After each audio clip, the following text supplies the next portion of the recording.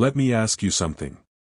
Imagine your most powerful partner, the one you have relied on for decades, suddenly starts calling your closest allies cowards. Then they threaten to take your neighbor's land. And then they start questioning whether they would even show up to help if you were ever attacked. What would you do? Would you just keep trusting them and hoping for the best? Or would you quietly, carefully, start building something of your own? That is exactly the situation Europe finds itself in right now. And the way it is responding is reshaping the entire global order. Welcome to Elephanta Insights. I am your host, and this channel exists for one reason. To break down complex geopolitical shifts in a way that actually makes sense. No noise, no agenda, just clear honest analysis. Today we are asking a big question. Is Europe quietly building a world without Washington at the center? Stay with me until the end because I promise you, the full picture is far more significant than anything you will find in the daily headlines. And if you find this kind of content useful, please hit the like button. It genuinely helps this channel grow and reach more people who care about understanding the world. Subscribe if you have not already, and share this with someone who you think would find it valuable. Alright. Let us get into it. So first, let us talk about what is actually happening right now, because I think a lot of the mainstream coverage is only scratching the surface. In March 2026, President Donald Trump posted a single word on Truth Social directed at America's NATO allies. Just one word. Cowards. And then he followed it up with, and we will remember. Now this did not come out of nowhere. This happened right in the middle of the United States and Iran military conflict. A war that most of Europe's NATO allies simply refused to join.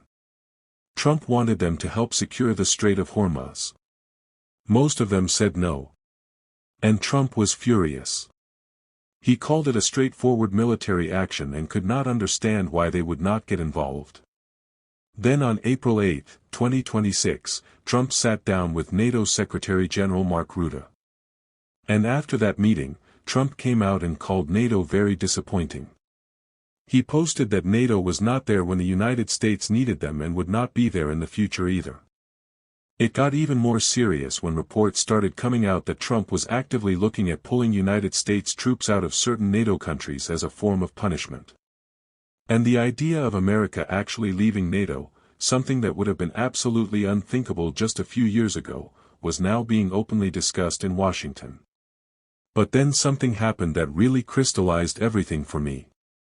In February 2026, the United Kingdom, America's absolute closest ally, the country that Americans call their special relationship partner, refused to let the United States use Diego Garcia. This is a massive strategic military base in the Indian Ocean that the UK controls, and the Americans wanted to use it for potential strikes on Iran. And Britain said no. Think about that for a second. The UK and the US have stood shoulder to shoulder through 2 world wars, through the Cold War, through Iraq, through Afghanistan. And now Britain is drawing the line. That one decision told us more about where Western alliances actually stand today than 1,000 official diplomatic statements ever could. So the real question is, what is actually going on beneath the surface here? And why does it matter so much right now in 2026? To really understand what is happening, we need to get clear on some key concepts. And I want to do this in a practical way, not in an academic textbook way, because honestly the textbook version puts people to sleep. So let us talk about how the world has been organized over the last century.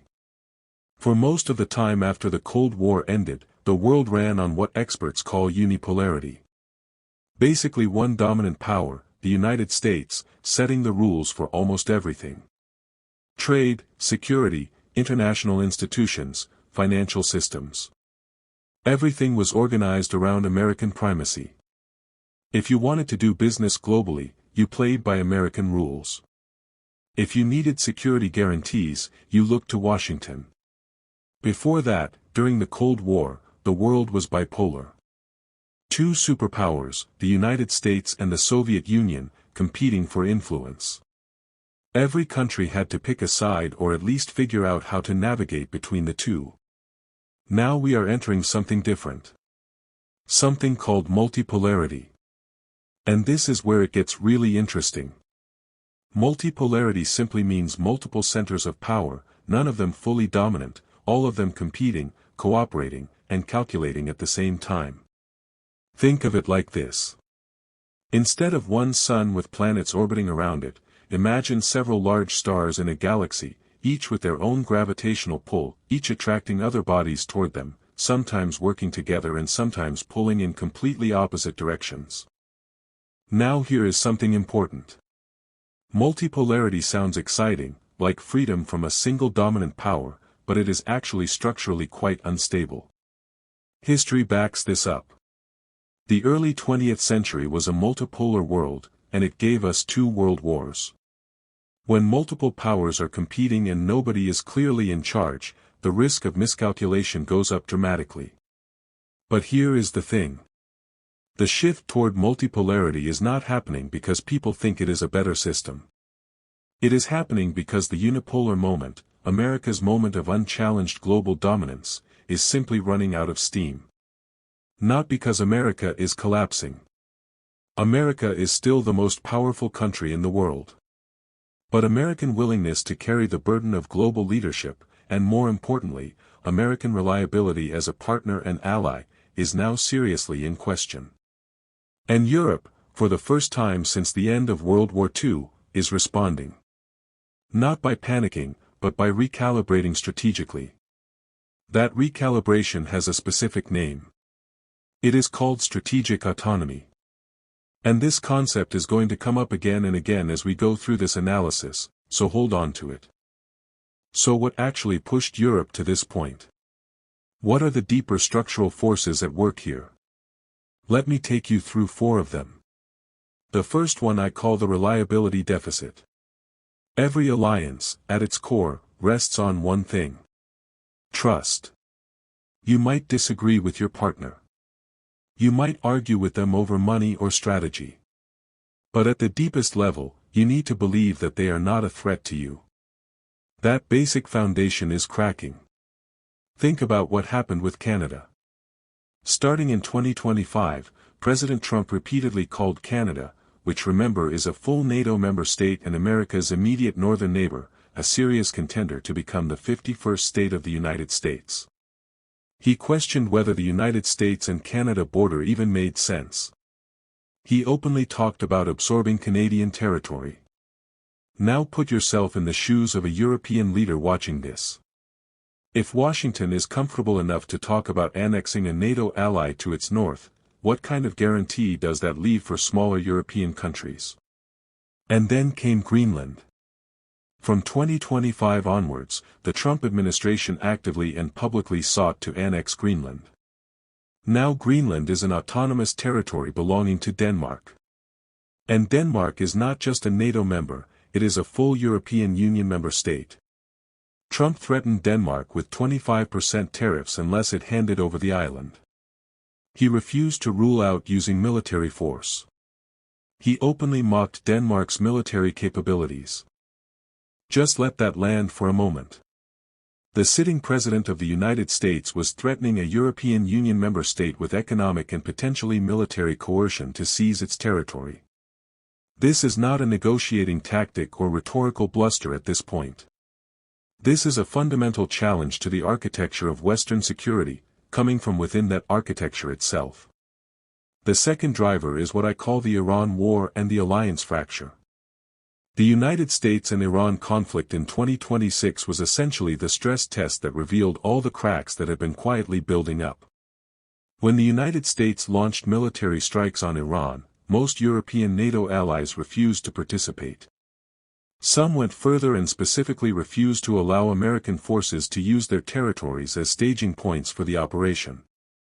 We already talked about the UK refusing Diego Garcia. Now Trump's response was, as you can imagine, volcanic. He threatened to pull United States troops out of European countries that he felt were not supportive enough. He called NATO a paper tiger. He said the United States had spent trillions defending these countries and got nothing in return. And he posted those now famous words. Cowards. And we will remember.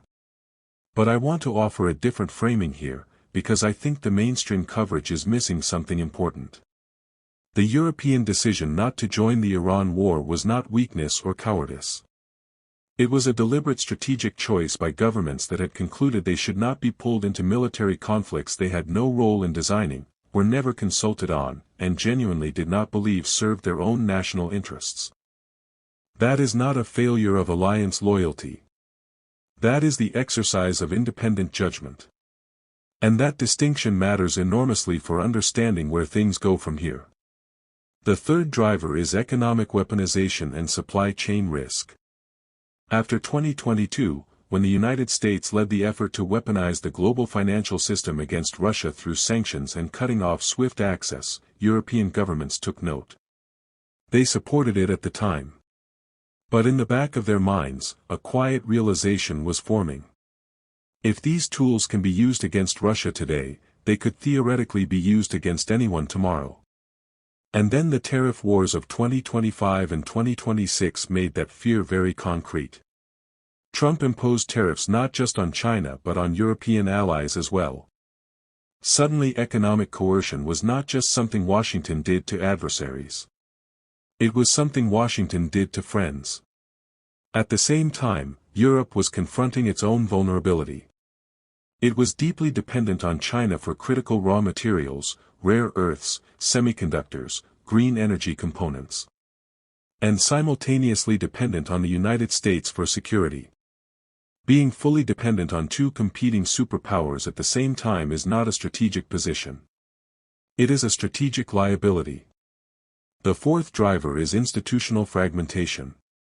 The global rules-based order, the whole architecture of the United Nations, the World Trade Organization, the International Monetary Fund, and NATO, is not collapsing. But it is fragmenting. And the United States under the current administration has shown very little interest in maintaining it.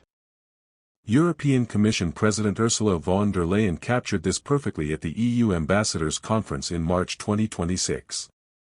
She described the current world as one of multipolar disorder. Not multipolar order. Disorder. That word was chosen carefully. It means the old rules no longer fully apply. And if the old rules no longer apply, Europe needs to start writing new ones for itself. So now the important question. What does Europe actually want from all of this? What is the strategic objective here? And I want to be very precise here because three terms get confused all the time and they mean very different things. The first term is decoupling. This means cutting ties completely. And Europe is absolutely not doing this. It is not walking away from NATO. It is not breaking its relationship with the United States. It is not choosing China as a new partner. Anyone who tells you Europe is decoupling from America is misreading the situation. The second term is de-risking. This is what Europe is actually doing. De-risking means selectively reducing your dependency in specific areas where the dependency creates strategic vulnerability. So for example, reducing reliance on Chinese rare earths for your green energy transition, or reducing reliance on American security guarantees for your basic defense. You are not cutting the relationship. You are making yourself less exposed in critical areas. The third term is diversification. This is the constructive side of the strategy. Building new partnerships, new supply chains, new institutional arrangements that mean you are not entirely dependent on any single power. This is how you create genuine strategic options. So what does Europe concretely want? I would summarize it in three clear goals. First, the ability to make independent decisions about war and peace. Europe does not want to be dragged into conflicts it had no say in planning or designing. Second, economic security through supply chain resilience. The European Union's ResourceEU Action Plan, launched in late 2025, is a direct and deliberate effort to reduce dependence on Chinese critical raw materials. This is not theoretical. It is already being funded and implemented. Third, a genuinely European defense industrial base. The EU Readiness 2030 plan commits over €800 billion to defense investment. A new €150 billion financing instrument called SAFE has been created specifically to fund joint European procurement of missiles, drones, and cybersecurity systems. Germany alone is expected to spend over €108 billion on security and defense in 2026. These are not aspirational numbers in a policy document. This is structural reorientation backed by real money. And I think the most important thing to understand here is this. Europe is not trying to replace America. It is not building a rival superpower. It is simply trying to ensure that it is no longer entirely dependent on America. That is a very different thing. And that distinction matters enormously. Now let us zoom out and look at the second-order effects of all this. Because when Europe shifts, the ripples go everywhere. Let us start with NATO. NATO is not dead. I want to be clear about that. But it is fundamentally not the same alliance it was even 5 years ago. Think about what we are describing here. An alliance where the most powerful member is openly questioning whether it wants to stay. Where that same member is threatening territorial annexation against other members. Where the core leadership is calling allies cowards and disappointing in public statements. And where the foundational promise of the alliance, Article 5, the commitment that an attack on one is an attack on all, is now being treated as conditional rather than absolute. If Article 5 is only reliable when Washington decides it is convenient, then it is not really a mutual defense guarantee anymore. It is just a promise with an asterisk. European leaders understand this. That is why the internal conversation inside the EU has fundamentally shifted. It used to be, how do we keep America committed to NATO? Now it is, how do we build European security capacity regardless of what America decides to do? Now let us talk about China, because Beijing is absolutely watching all of this very carefully. In the short term, European strategic autonomy does create some diplomatic breathing room for China. Because if Europe is de-risking from the United States, it is less likely to join an American-led coalition against China in areas of indirect concern to Europe. But here is the nuance that gets missed. European de-risking is also aimed at China. Europe is actively trying to reduce its dependency on Chinese critical minerals, electric vehicle batteries, and semiconductor supply chains. So China may benefit from the transatlantic tension, but it also faces a more strategically coherent Europe that is investing heavily in its own industrial and technological capacity. Von der Leyen summarized the EU position on China as partner, competitor, and systemic rival, all three at the same time. And that complexity is not getting simpler. It is getting deeper. Now here is something that I think gets almost no coverage but is really significant. Multipolarity creates leverage for middle powers. In a unipolar world, smaller and medium-sized countries have very limited options. You either align with the dominant power or you face consequences. But in a world with multiple competing power centers, each of those centers needs partners. Each one is offering something. And that means countries like India, Brazil, Indonesia, and regional blocs like ASEAN suddenly have genuine strategic choices in a way they never did before. This is not a theoretical future scenario. This is already the diplomatic reality of 2025 and 2026.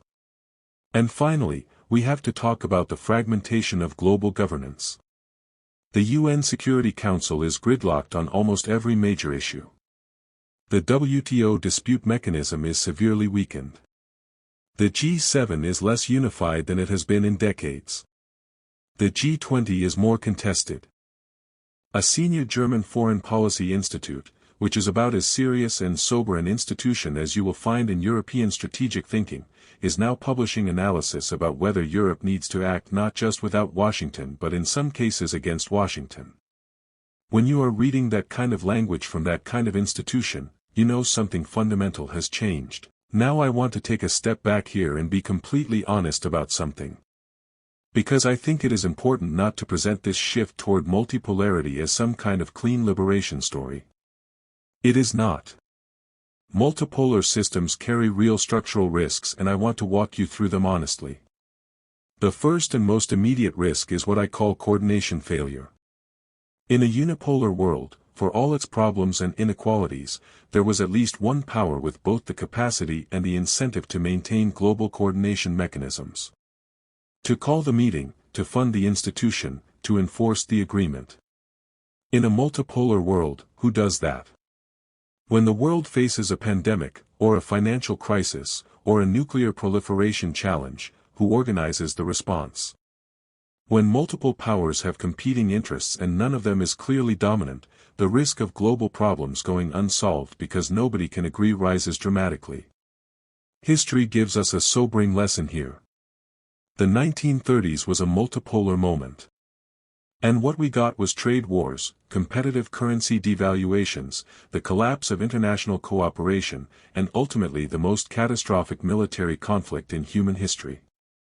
I am not saying that is where we are heading. But the structural parallels are worth taking seriously. The second risk is alliance ambiguity and miscalculation. When alliances are unclear, when commitments are conditional, when even a foundational guarantee like Article 5 is in question, adversarial states may take risks they otherwise would not. They may calculate that the alliance will not actually hold and act accordingly. This is not speculation. As NATO has been debating its own internal coherence, we have seen adversarial actors probe and test the edges of that uncertainty.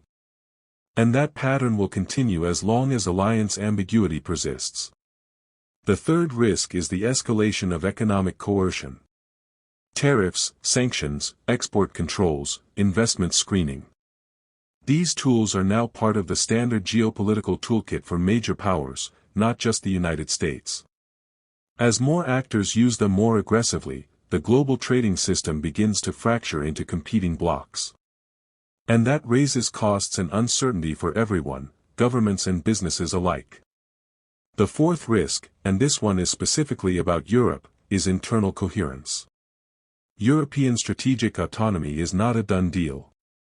It is an aspiration being pursued by 27 different countries with genuinely different threat perceptions, different economic interests, and very different historical experiences.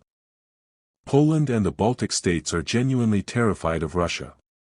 They want more American military presence in Europe, not less. They see any weakening of the United States' commitment to NATO as an existential threat. France, on the other hand, has been pushing for maximum strategic independence since the days of Charles de Gaulle.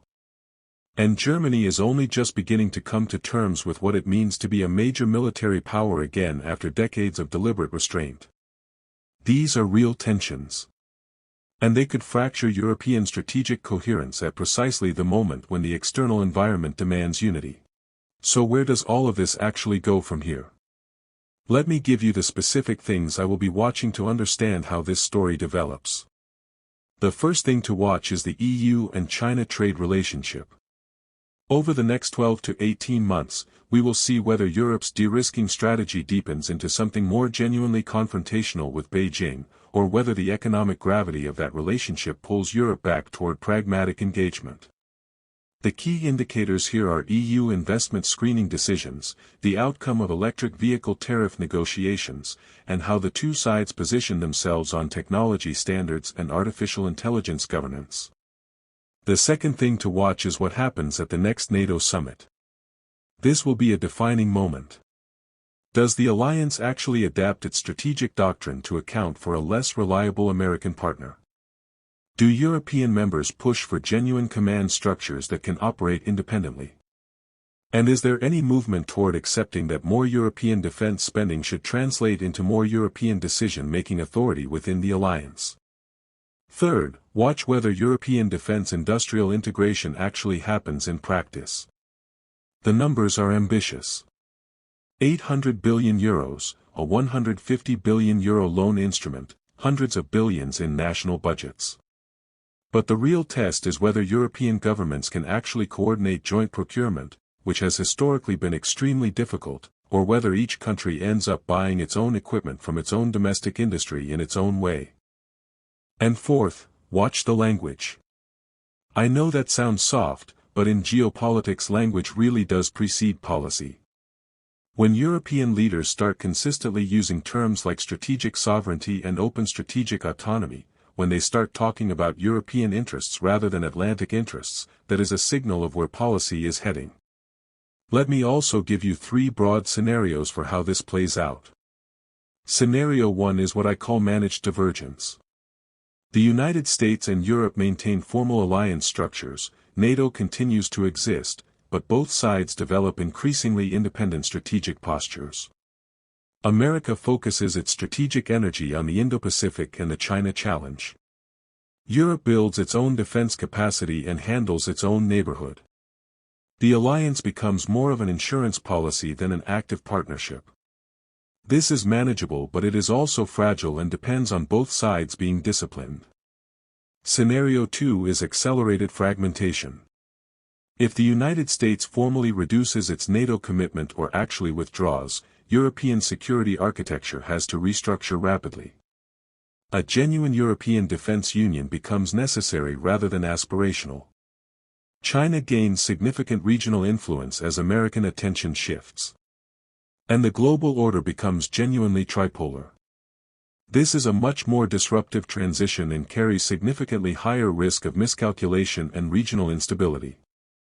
Scenario 3 is alliance renewal.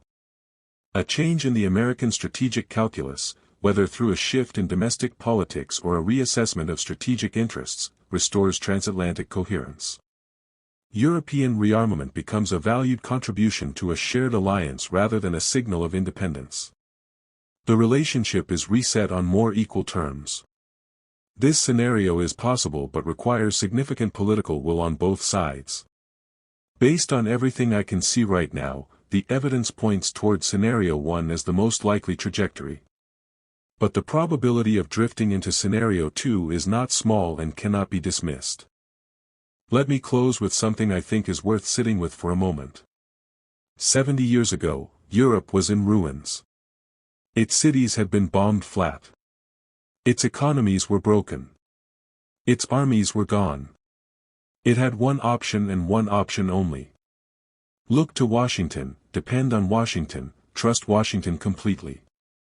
The idea back then that European leaders would one day refuse to let American bombers use their bases, that they would publicly and seriously discuss acting against Washington in their own strategic interest, would have seemed absolutely impossible. But that world is gone now. And I want to be very clear about something. What Europe is doing right now is not anti-American. It is not pro-China. It is not a betrayal of Western values. What it is post-unipolar.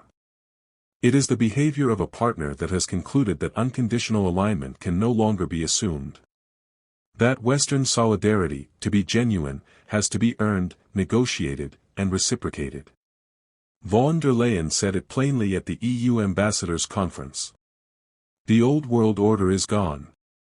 A leading German foreign policy institute said Europe now needs to think about acting without and sometimes against Washington. The United Kingdom refused a military base. Canada, a full NATO ally, was called a future American state. Denmark, a European Union member, was threatened with military force over its own territory. None of these are isolated incidents.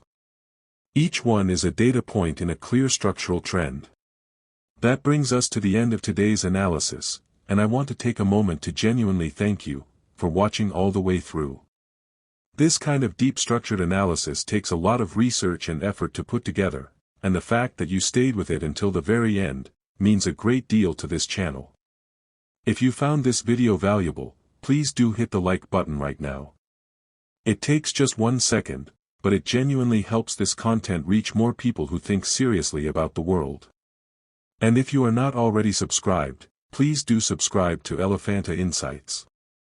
We cover geopolitics, global strategy, and international relations, regularly and in depth, with no noise, no agenda, just clarity. Also, if you have a thought or a perspective on what we discussed today, drop it in the comments below. Do you think European strategic autonomy will ultimately make the world more stable, or less stable? I read every single comment, and I genuinely want to know where you stand. And if you know someone who follows global affairs, who would find this kind of analysis useful, please share this video with them, because these conversations need to go beyond the algorithm. Thank you again, for being part of this channel. It truly means everything. I will see you in the next video.